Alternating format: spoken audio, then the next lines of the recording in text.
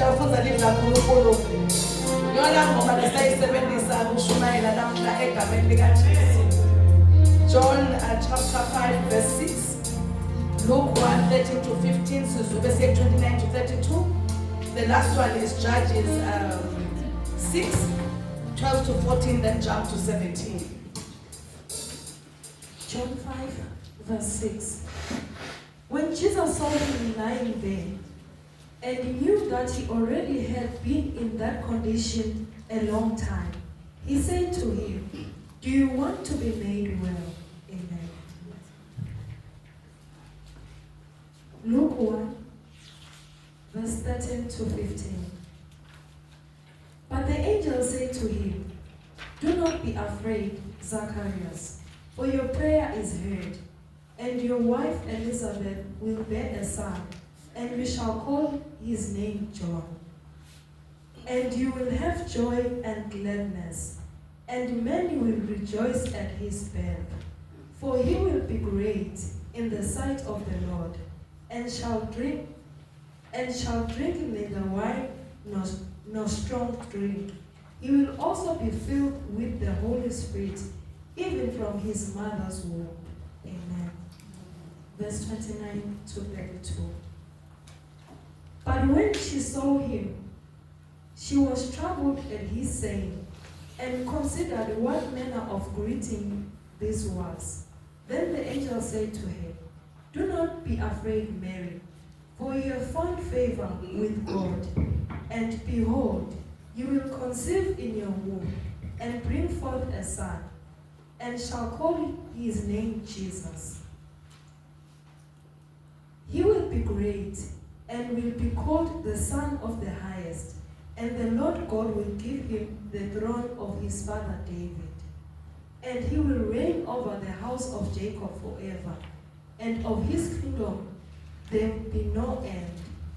Then Mary said to the angel, "How can this be, since I do not know a man?" Amen. Judges chapter 6, verse 12 to 14. When the angel of the Lord appeared to Gideon, he said, "The Lord is with you, mighty warrior."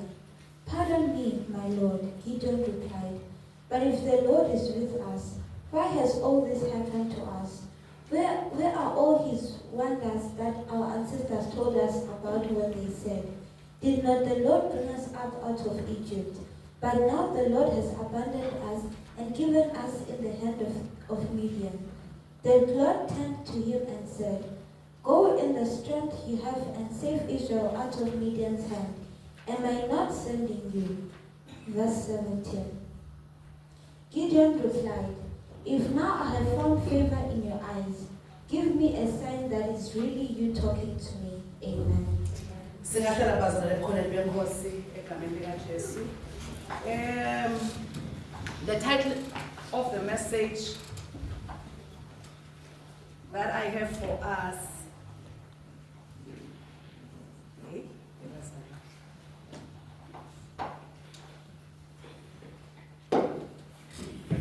the title of the message that I have for us is unasked. Unasked. You ask, unasked. I'm a teacher by profession, and one of I teach literature.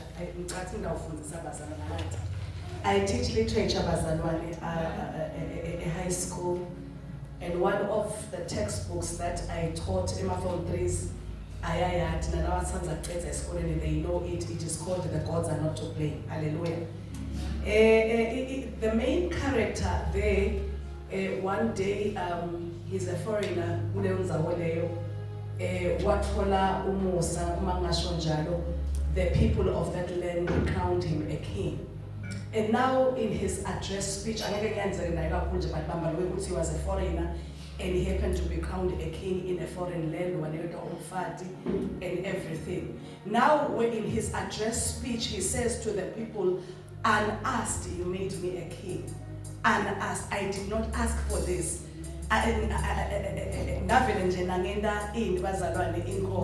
So the title of the message, it comes from that, because when I was preparing for the message, ngakhumbula naku lakushoko lo babela ukuthi unasked. And then I went to my dictionary once again just to find out ukuthi nasikhuluma unasked, what are we talking about? And it says this is something that is done or something that is given to you without you requesting for it, without you prompting for it, without you inviting it into your life. So yinto nje bazilendeka ungayiceli ungaprompti lutho levele yenteke egameni lika Jesu. Ngidawuthi ke bazalwane ngizabawucela ngalo mnight very soon.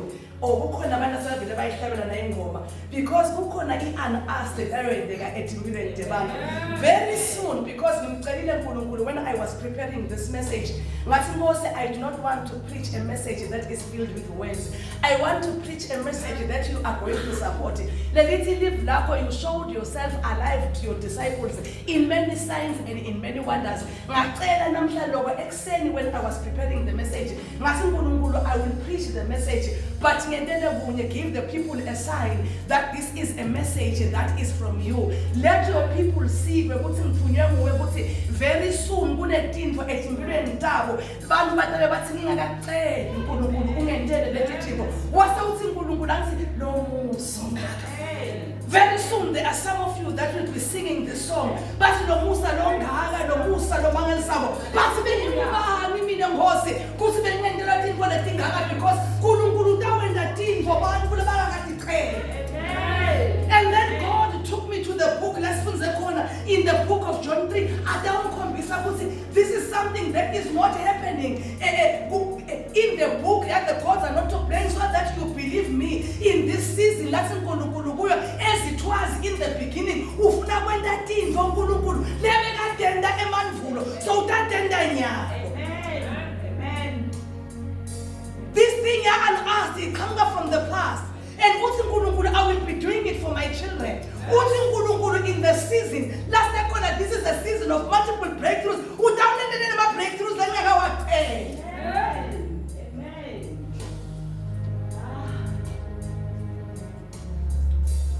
Musa. And to show you, we're going to learn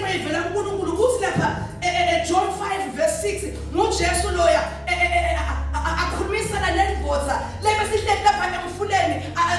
By the pool of Bethesda, this lived for 38 years. We are that the Bible says, understanding the situation. So pool. Jesu ukhuluma emavi unasked Pastor Kethiwe ukhuluma emavi Jesu angaqeli lo babe. Because there are people abaqelayo. Baqela blind Bartimaeus. But to this man abaqeli we have usukelwa Jesu. Uthi Jesu, do you want to be made well?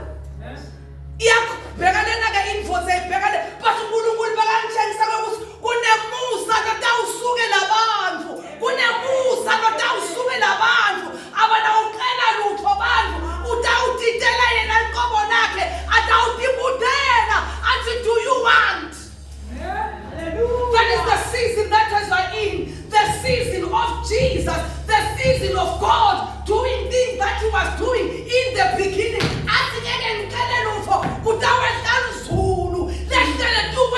Understanding the circumstances that we are in. Amen. Unasked. Uninvited. The man did not shout to blind Bartimaeus. He did not.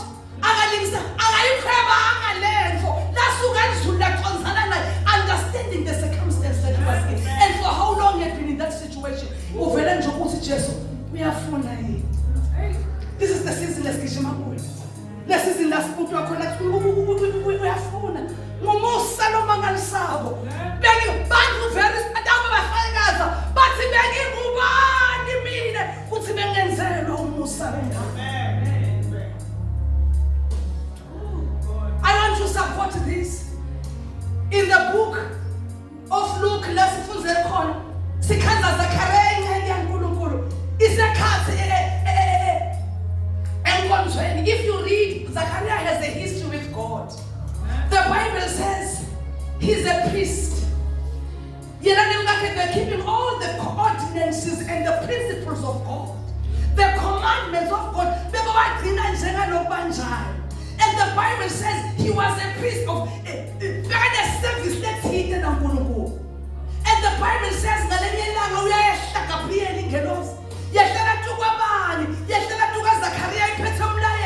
if your prayers have been heard. This thing when they are but I contrast this with Mary. Good the history of Mary nengivayo. Kuthi Mary had a reputation yokumkhonda uNkulunkulu. Angiva, amuva anjenga Zachariah. Kuthiwa yena wamkhonda uNkulunkulu banemkakhe. Bekwathiwa they were blameless. I did not hear anything about this girl. Lenguva kokunye kuthi she was a virgin.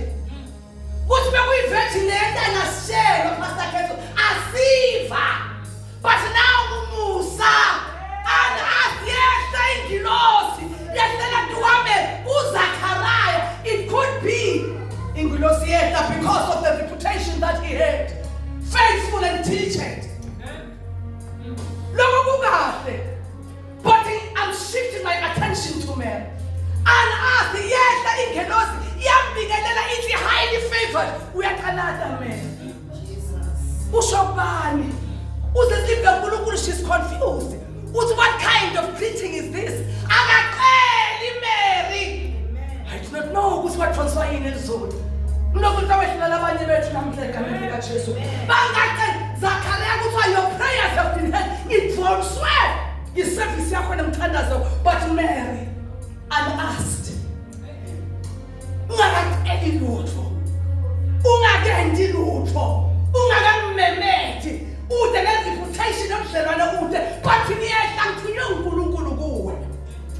Highly favored of God.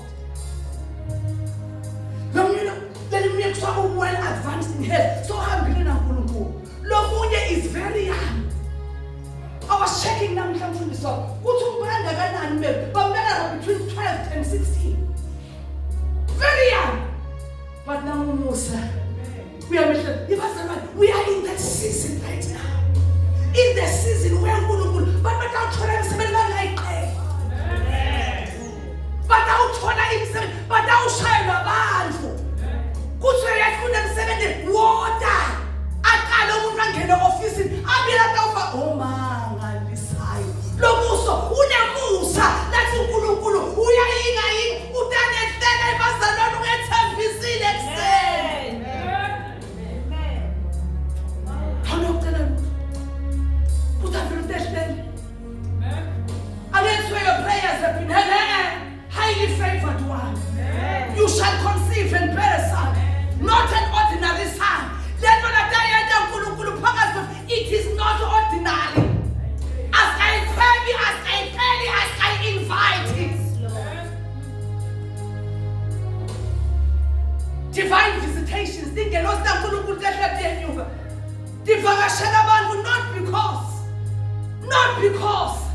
Not because. But this is the season. Unasked, I'm going to do it for you.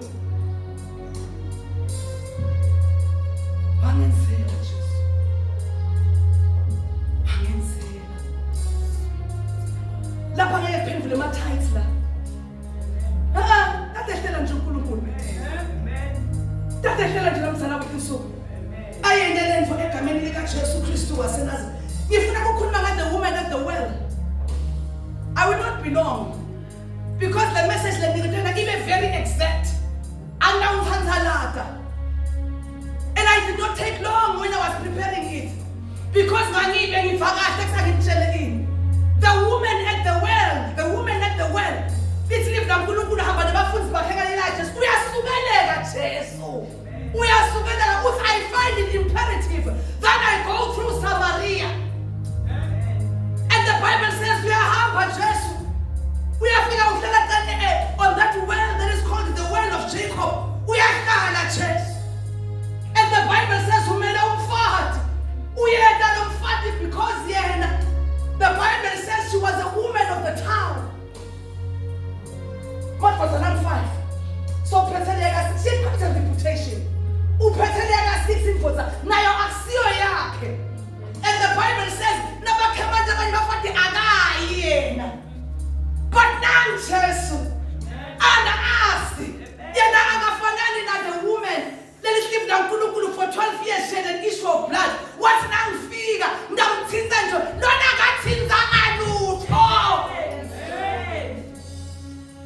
She did not do anything.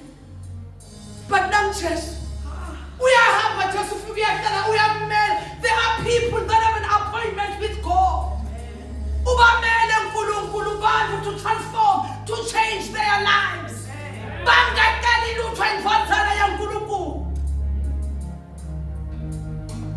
Another woman bekabita Jesu wamemeta Jesu mfati. Akulela umfana waguquka Jesu wasentshise kudle kubantwana. Ngiphethe njalo. Kunabantu ababide umusa. But kukhona abantu abakawuthola umusa bangawumemethi. Udawuthi isukela yona but inhliziyo yaNkulunkulu intukwabo. The Bible says uyahamba Jesu uyawumela lo mfati. Khona abantu abakhunjula koDavid. Wathiwa ngubani engamendela umusa endlini yaJonathan because Jonathan had done something. Angikhuluma ngale kind that kind. Lokuthi when there's something then God decides to do it. Angikhuluma ngalo. Ngikhuluma kaNkulunkulu akusukela. Amen. Akusukela. Let's go in the project. Let's pray on. Yefaka bakho angizange ngicela lutho ngemva nje Bunya Central High School. You are part of the problem. Ngabuthi akasingikhethwe ngubani kanjani kwathiwa ngena unasked. There was a time where we got 35 to 50 computers nasakhumbula kahle. Ngemva nje thona bene into walazi. Ngabuthi asikanja unasked. Amen. Ngicela uNkulunkulu ngasengifuna ukushumayela imfeketho. Ngijabulise abantwana bakho bese usayeni lento. Ngathi yende. Show us a sign that this message is from you. Zachariah, let's live the uNkulunkulu yena wagibela, Zacchaeus. Afuna kubona nje Jesu. And the Bible says wafika nje Jesu lapha kwesihlahla. Wathi yeka Zacchaeus umthini namhlanje angakasho lutho. Yemduduzi angakasho lutho. Ngeke sisho lutho, ngeke siqale lutho. Udawuvele lo msala wentinsuku. There are favors.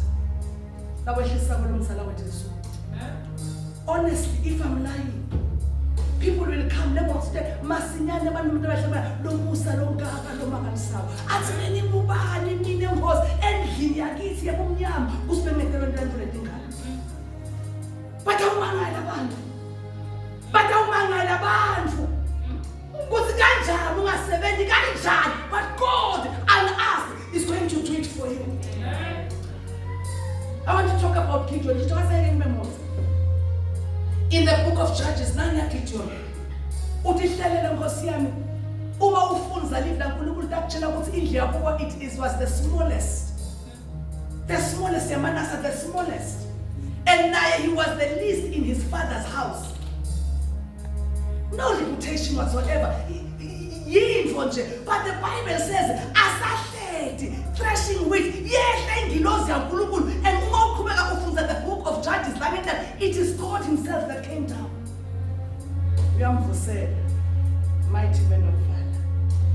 Uyaqala Gideon. Ukhuluma nabani uNkulunkulu? Ibazalwane kunebantu labethe ngisho lokuthena. Thina nje nawukhuluma kaBhembe, I'm the youngest. Nelive lama livakali kahle kakhulu.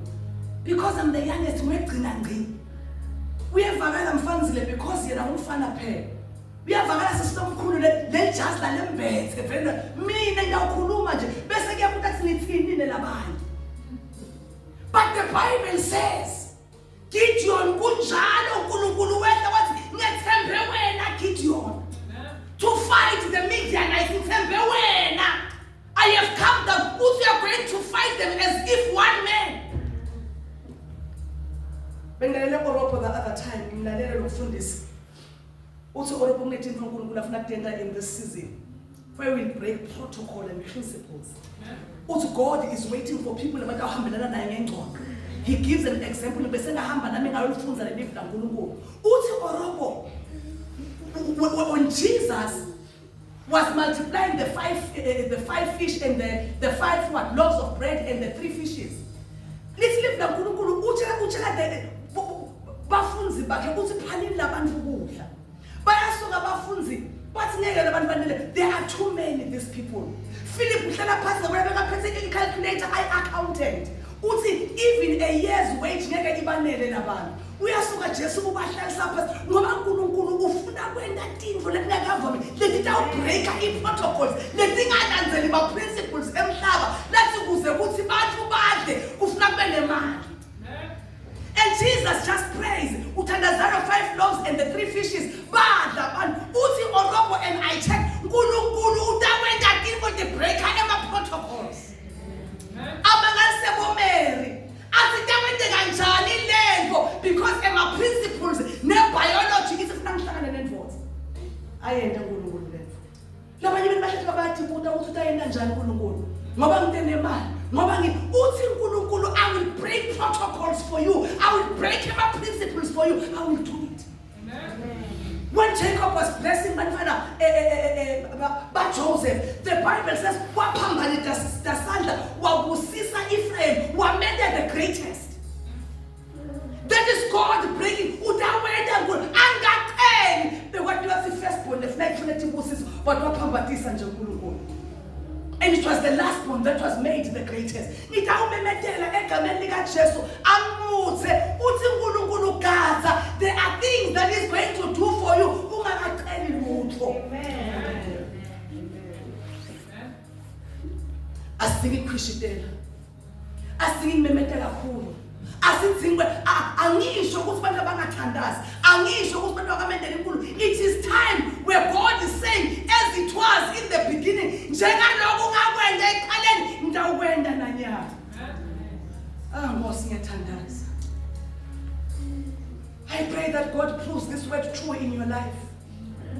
Ungakaqeli. Pastor Peter, when you got your promotion, awuzangiqeli.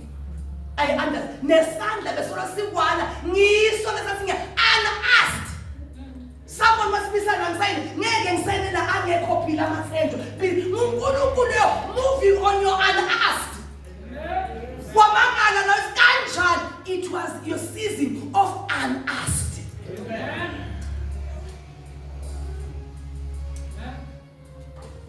Labanye bo unasked abosibabele babambili. Sina satha babamba bethu. Lepo yendekile nje uzama uyicela wabona ngithi there are elevations, there are promotions that are coming. Cela phinze ngiphinze ekuseni ngelivivi ngimcelela this message took 30 minutes. Sometimes I write a message then I go to sleep ngiphinza ngivuka. This one took 30 minutes and I was done. What the hell you matela and asked I will do it. Amen. And asked. It's a season where they will get jobs. It's a season where they will get favors. It's a season of visitation. But I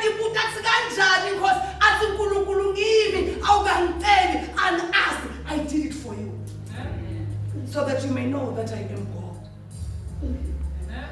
Kunebantu labanikela tindlu batawumangala sikanjani.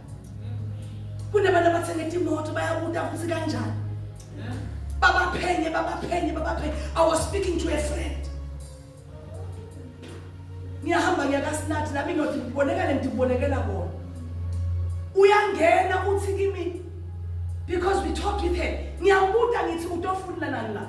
Uthi no ngitofaka 2 million wami kasinathi.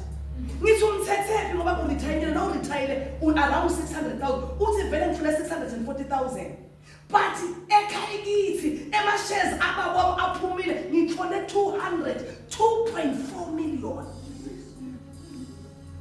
Never mnemona. Asikhofa member bebekasenela ngaPW. Akaqeli bakwathu amregister kathi wathi nangihamba. Umfana bemnika 2.4 million angikhulumi mina nga 2.4,000. Ngikhuluma nga 2.4 million. Uthi ngoba ke sendawufaka lo 2 million la kasinadi. Benginaziviwe nakabaningi.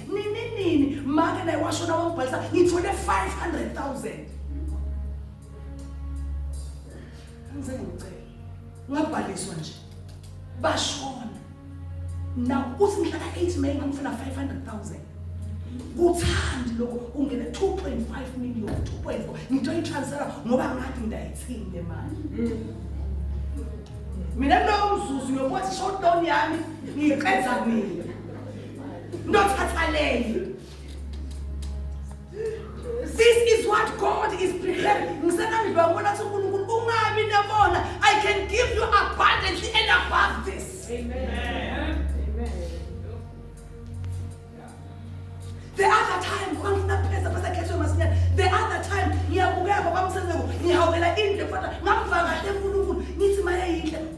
I can give you more. It's nothing compared to what I, the Lord, can give you. You shall have inhabit houses that you did not build. From vineyards. It's what I am going to do for my children. Just watch.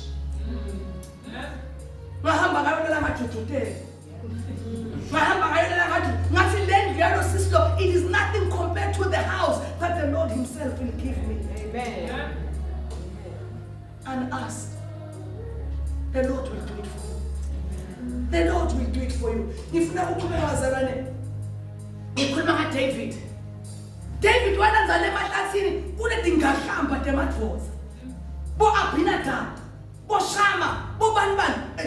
Even the prophet of God was saying it should be this. Wasn't uNkulunkulu never.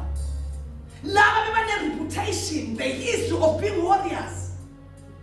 But David just the last one. What's ukhona lo shoda? That is unasked walanva, an anointed king.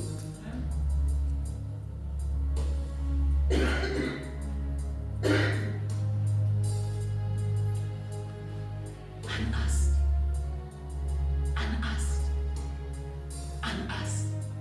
Statibuta ukuthi ngisukeleke ngani. Hey wangisukela. Kukhona incwadi bese ifunza ehayise ukuthi abane ungithole ethini. Kunemusa sangimane ungithole Nkosi. Let me end with this. uNkulunkulu uthumela the prophet Elijah to a widow of Zarephath. Uthi go to that widow. Utawufika. The widow did not know. This was not about Elijah and the feeding. It was about the divine remembrance of the widow. Yasuka lo prophet waNkulunkulu uhlaputa ngetinyawo uya kuloma ke lo. Because God had planned. We're putting in the season of hunger. That woman was going to be fed. Unasked. Kanile kaNkulunkulu wathi bantu bami nasobashumayela sobatshelile. Abalingise Mary ngize ngabhala Mary.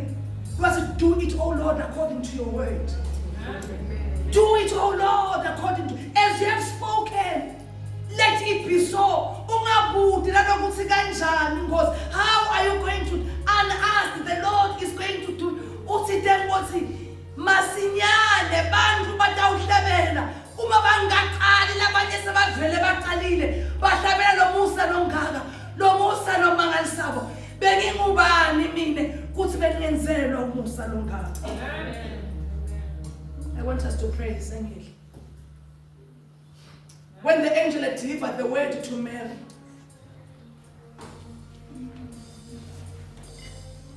uthi Mary, do it, O Lord, according to your word. Now, I want us to stand. The situation was to do it. Do it according to your word. As you have spoken, let it be so upon my life.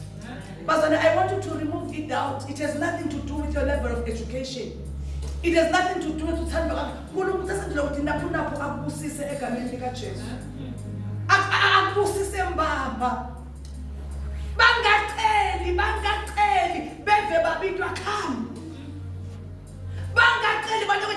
scholarships. Me